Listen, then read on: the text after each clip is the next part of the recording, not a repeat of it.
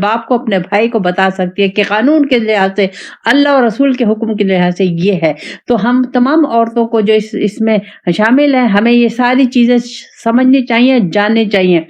اپنی خواہش، کسی کام میں بھی اپنی خواہش نہیں ہے، ہر کام میں اللہ اور رسول کی مرضی. اور ہم اس وقت ہم لوگ کیا کر رہے ہیں؟ ہم اپنی مرضی کے مطابق وراثت کا حصہ کر رہے ہیں. وہ سخت اللہ تعالیٰ اس کی پکڑ کرے گا، مجھ سے پوچھ کرے گا. تو ہمیں بہت محتاط زندگی گزارنی ہے. اللہ کی گرفت سے ہمیں اپنے کو بچانا ہے ہر جگہ.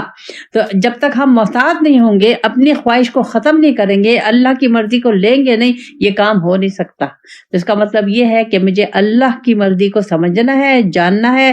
تو وہ مجھے پھر وقت کے امام کی ضرورت ہے، ہمیں قرآن کے استاد کی ضرورت ہے. ہم اس قرآن کے قریب جائیں گے، اللہ کے قریب جائیں گے، اللہ کو جانیں گے، تو ہمیں اللہ کے مزاج کا، اللہ کے قانون کا، قرآن اور شریعت کا پتہ چلے گا.